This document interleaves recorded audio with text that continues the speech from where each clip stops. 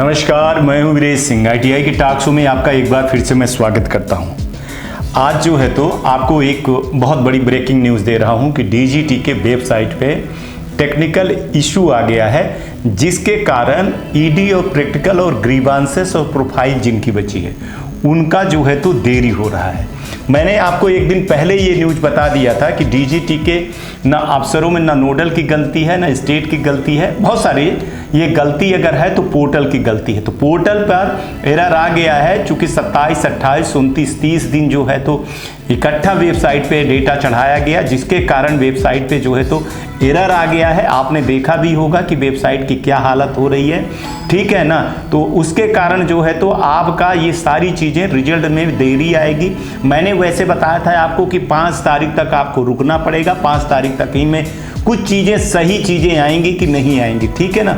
अब सवाल ये है कि जब मैंने कई शनिवार को और इतवार को मैंने कई नोडल के अधिकारियों से जब मैंने बात की कि सर एक चीज़ बता दीजिए कि दिक्कत एक्चुअली में कहाँ हो रही है। लड़के कह रहे हैं और ITI वाले कह रहे हैं और DGT कह रही है कि आप नंबर नहीं चढ़ा रहे हो, नंबर छूटा हुआ है क्या। देखिए, बहुत सारे जगह पे नोडल की गलती है, लेकिन बहुत सारी जगह पे नोडल की बिल्कुल गलती नहीं है।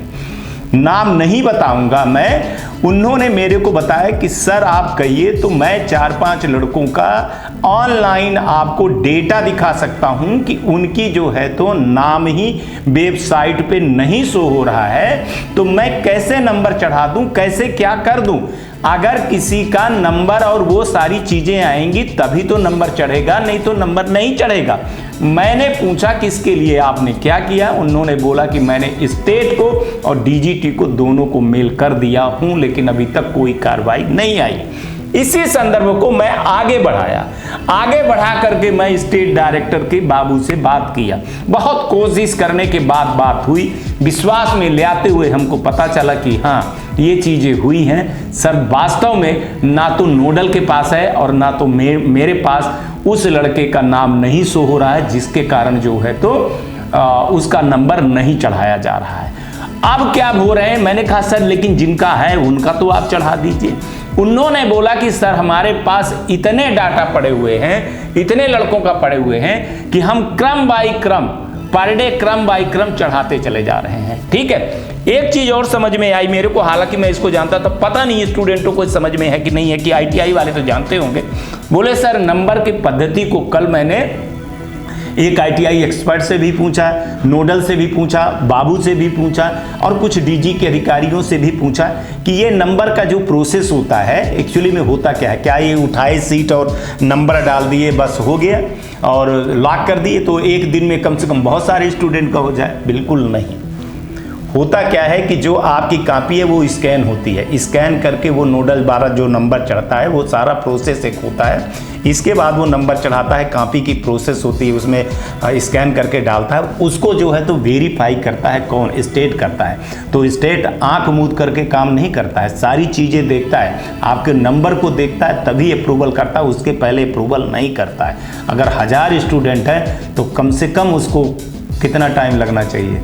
कम से कम 10 दिन उसको टाइम लगना चाहिए, आप ये समझिए, और ज़्यादा लगना चाहिए। मेरे को नहीं लगता है कि वो 100 स्टूडेंट का जो है तो डेटा 11 बजे से जैसे काम होता है अपने यहाँ तो ये चढ़ा दे। तो जो ये काम हो रहा है ना, इसको उसके पीछे का जो मैं काम जानने की कोशिश किया तो बिल्कुल भी आसान नहीं है कि 2 या 3 हज़ार लोगों का डेटा चढ़ाना हुआ तो वो 2 दिन में 24 घंटे में डेटा जो है तो नोडल या स्टेट चढ़ा देगा। बिल्कुल भी नहीं है संभव। हाँ, संभव तब है जब 10-15 लोग लगे हुए हों, तभी संभव हो सकता है। इतने कहाँ हैं, किसके पास हैं? स्टेट नोडल के पास अधिकारी हैं, देखना पड़ेगा। इतने क्या स्टेट के पास अधिकारी हैं, क्या देखना पड़ेगा। और क्या आंख मूंद करके नंबर नहीं चढ़ाया जा सकता? आंख मूंद करके नंबर चढ़ाया गया तो फिर ये एक बार वेरिफिकेशन के लिए जाता है, ये लिस्ट होती है वहाँ आपके विप्रो के पास, DGT के पास या RDT के पास होती है या निम्मी के पास होती है। हर जगह जो है तो फिल्टर हो करके ही नंबर चढ़ता है। देखिए पहले कुछ था, लेकिन अब असलियत मैं आपको बता दूं कि नहीं है। जैसे कुछ केस हमारे सामने आए, इसलिए मैं इसके पीछे लगा कि नोडल के द्वारा नंबर किसी का, सपोज करिए, आज बहुत बड़ी चीज बता रहा हूं, ध्यान से सुनिएगा, शायद आपको समझ में आ जाए। आईटीआई वालों को भी बोल रहा हूं कि किसी का नंबर मान के चलिए वो पाया था 17 नंबर पासिंग मार्क है और वो 15 नंबर पा करके वो फेल हो गया और वो गया नोडल में, तो नोडल ने उसको जो है तो 17 नंबर कर दिया या 18 नंबर कर दिया, ठीक है ना। अब वहां से उसने नंबर चढ़ा दिया, लेकिन वो स्टेट में गया तो अप्रूवल नहीं हुआ। क्यों नहीं हुआ? कि नंबर नहीं मैच हो रहा था, ठीक है। अगर ये मान के चलिए कि मैच हो गया तो भी कहां, या निम्मी में या विप्रो में या आरडीटी में, जहां कहीं का संबंधित होता है वो वहां जाकर के रुक जाता है। सेम चीज ग्रीवांसेस का है, सेम चीज जो है तो प्रोफाइल का है। प्रोफाइल में भी मैंने बहुत सारी चीजें पाई कि जो एफिडेविट है, जो मार्कशीट है, जो आधार कार्ड है, वो सही रूप से डला नहीं है, इसलिए जाकर के रुका हुआ है, ठीक है। तो ये कहीं ना कहीं गलती इसमें आईटीआई की भी है, स्टूडेंट की भी है, नोडल की है, सबकी गलती है। सबके गलती के कारण ये हुआ है, लेकिन सबसे ज्यादा जो गलती हुई है ये पोर्टल का गलती है। और पोर्टल की जो गलती है, मैं सच बता दूं आपको कि एक तो डेटा नहीं शो हो रहा है, जो सबसे बड़ी गलती है वो डेटा नहीं शो हो रहा है। वेबसाइट बहुत ही ज्यादा स्लो है, बार बार बंद हो जाती है। कई बार मैं आपको बता दूं कि डेटा को सेव करता है नोडल या स्टेट, सेव कर देता है, फॉरवर्ड कर देता है, लेकिन वेबसाइट के स्लो हो जाने के कारण उसको लगता है कि स्लो हो गया, माने अपडेट हो गया, सबमिट हो गया, लेकिन वो सबमिट नहीं होता है, वो डीजीटी तक नहीं पहुंचता। या नोडल वाला करता है तो सर्वर के प्रॉब्लम के कारण डेटा जो है तो कहां नहीं पहुंच पाता है, स्टेट में नहीं पहुंच पाता है। तो मैं एग्जैक्ट कहां गया, एरर पे गया। काफी इस पे रिसर्च करने के बाद की दिक्कत जो हो रही है, वो दिक्कत आप नोडल वाले की देखिए क्या होता है आजकल पता चल जाता है। कोई कॉपी किसी ने निकलवा दी, आरटीआई लग रही है, कहीं स्टेट ने या डीजीटी ने उस लड़के की कॉपी मंगवा ली, दिखवा ली, या किसी ने नंबर चढ़ा दिया, तो नोडल वालों की नौकरी चली जाएगी। तो देखिए 1000-2000 रुपए के लिए अगर नोडल वाला ऐसा है कर रहा है तो आप समझिए को ऐसा बिल्कुल नहीं करता है। लेकिन हाँ हैं ऐसे लोग हैं, मैं ये नहीं वो कर रहा हूं, ऐसे लोग हैं, हमारे पास सबूत भी है। लेकिन ज्यादातर मैं आपको बता दूं कि ऐसा नहीं है। वेबसाइट में प्रॉब्लम और एरर के कारण ये दिक्कत हो रही है। अब सवाल ये होता है, आप समझ गए होंगे कि सर्वर के स्लो हो जाने के कारण और सर्वर की दिक्कत आ जाने के कारण, डेटा पे एरर हो जाने के कारण कई बार कई डेटा जो है तो माइग्रेट नहीं हो रहे हैं, मिसमैच हो रहे हैं, जिसके कारण ये देरी हो रही है। जिनका हो गया था उनका पहले रिजल्ट अपडेट हो गया था, इसीलिए इतना लेट हो रहा है। कोई आपसे दुश्मनी नहीं है डीजीटी की, कोई आपकी दुश्मनी नोडल या स्टेट से नहीं है। जो भी गलतियां हो रही हैं और जो देरी हो रही है उसके पीछे सिर्फ एक कारण है, वो कारण है विप्रो का सॉफ्टवेयर और विप्रो का काम करने की पद्धति। वहां के प्रोग्रामरों का जो है तो ये पद्धति क्या लगाए क्या नहीं लगाए हैं, उसके कारण लंबा नुकसान जो हो रहा है वो स्टूडेंट को हो रहा है और उसके साथ आईटीआई वाले का भी हो रहा है। मैंने कई आईटीआई वालों का, कल जो है तो संडे था तो मैं टाइम पाया था, कई आईटीआई वालों को, और आज भी मैंने, अभी देखिए मैं ये वीडियो बना रहा हूं 12-साढ़े 12 बजे बना रहा हूं, क्योंकि मैं जो है तो अभी लगा हुआ था न्यूज आने में कि डीजीटी से न्यूज आए, विप्रो से आए, स्टेट से आए और नोडल से आए। हर जगह मैं 2 दिन से लगा हुआ हूं, शनिवार को, इतवार को और आज भी लगा था कि एग्जैक्ट में हो क्या रहा है, प्रॉब्लम कहां पे है। प्रॉब्लम तो देखी जाए, सुनी जाए, इसके बाद किया जाए कि ये कितना टाइम लगेगा। तो देखिए सॉफ्टवेयर के जो गलतियां होती हैं उस पर कोई टाइम या लिमिटेशन नहीं होता है। वो हो सकता है कि अभी आधे घंटे में हो जाए, मैं न्यूज डाल रहा हूं, हो सकता है रात तक में हो जाए, हो सकता है कल सुबह हो जाए, हो सकता है कि 5 दिन में हो जाए, हो सकता है 7 दिन में हो जाए, हो सकता है कि 10 दिन 15 दिन, हो सकता है पूरा मई लग जाए। ठीक है, इसका कोई भरोसा नहीं होता है एरर सुधारने का। ठीक है, एरर एक ऐसी चीज है, मैं इंजीनियर आदमी हूं तो मैं जानता हूं कि एरर ऐसी चीज होती है कि जो फिर एक बार गड़बड़ हो गया, डेटा मिसमैच हो गया, डेटा माइग्रेट नहीं हो रहा है, तो फिर डेटा को उस लाइन पे सुधारने में बहुत सारी दिक्कतें आती हैं। आपने कई बार देखा होगा कि कई स्टूडेंट पास हो गए थे, ठीक है, लेकिन जब डेटा सही अपडेट हुआ तो उनका सही रिजल्ट आया, वो फेल हो गए, या कई लड़के फेल थे तो वो पास हो गए।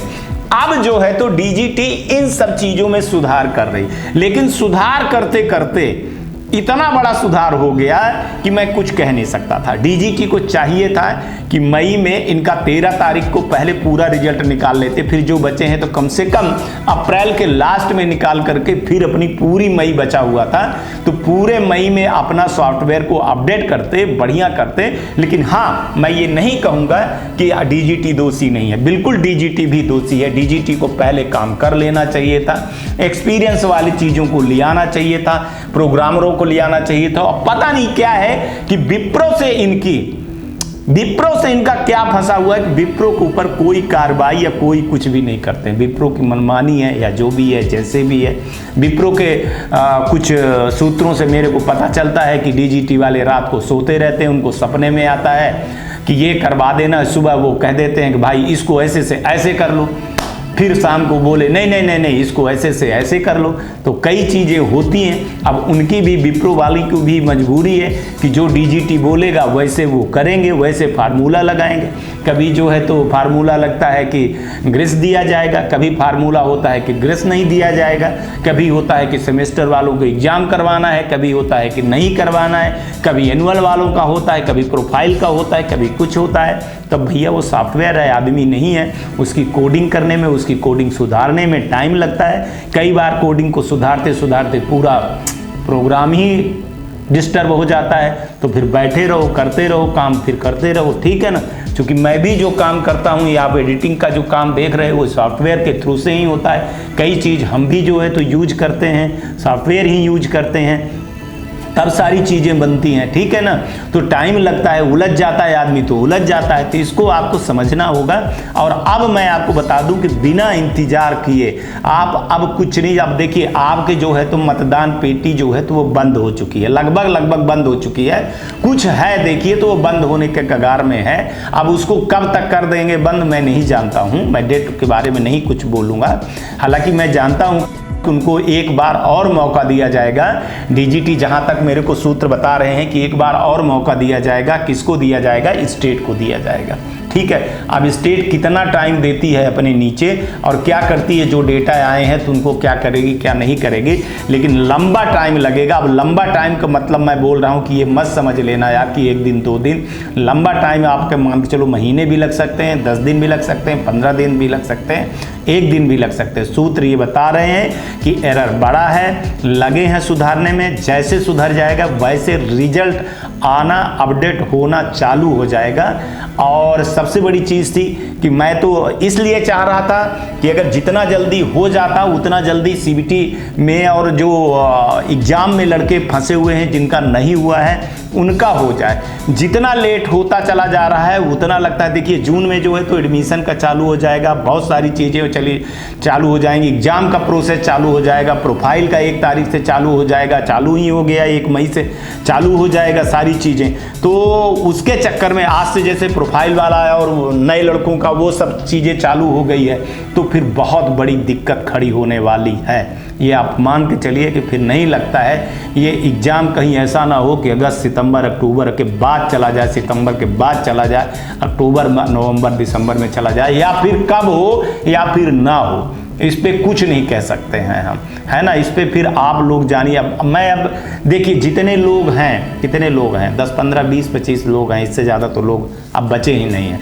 तो जितने लोग हैं उनको यही कह रहा हूँ, हालांकि बहुत सारे लोग हैं लेकिन हमारे पास इतने लोग हैं तो जितने लोग बचे तो उनसे कह रहा हूँ कि अब देखिए, आप अपने किस्मत पर छोड़िए, भाग्य पे भरोसा करिए, क्या होता है क्या नहीं होता है। हमारा काम था न्यूज़ देना, तो न्यूज़ दे दिए। और भाई रोज़ रोज़ अब आपकी न्यूज़ नहीं बन सकती है, अब अपडेट होगा।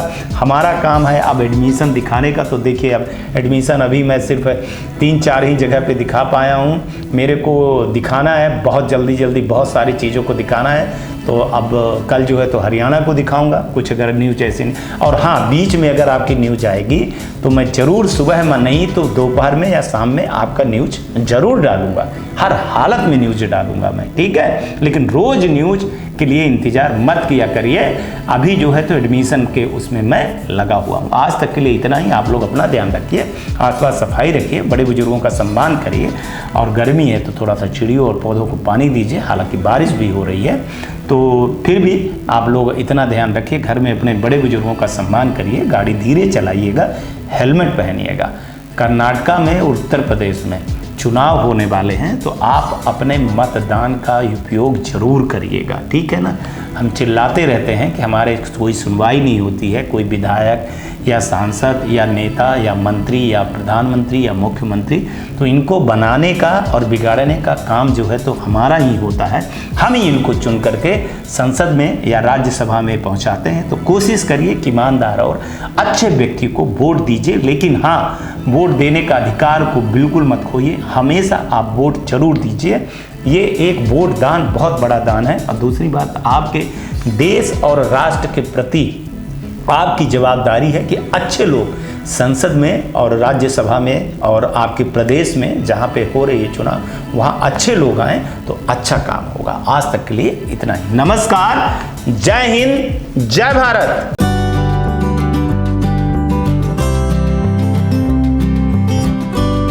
मैं सुमित पाठक, प्रोप्राइटर ITI टूल्स कंपनी। मैं 2006 से ITI के टूल इक्विपमेंट एंड मशीनरी का सप्लाई करते आ रहा हूँ। मैं पूरी जेन्युइनिटी के साथ हर एक टूल इक्विपमेंट DGT के मानक के अनुसार सप्लाई करता हूँ। टूल इक्विपमेंट की क्वालिटी एंड क्वांटिटी दोनों चीज पे प्रॉपर ध्यान रखता हूँ और प्रॉपर रूप से सप्लाई करता हूँ। मेरी कंपनी की पॉपुलैरिटी को देखते हुए दिल्ली के छोटे मोटे जितने सप्लायर हैं, सब ने हमारी कंपनी का नाम अपनी कंपनी का पहले या बाद में जोड़ रखा है। तो मेरा ये अनुरोध है, जितने भी ITI के टूल परचेज करने वाले कस्टमर हैं, कृपया ITI टूल्स कंपनी के साथ साथ सुमित पाठक को वेरीफाई करके उसके बाद ही कहीं ऑर्डर दें।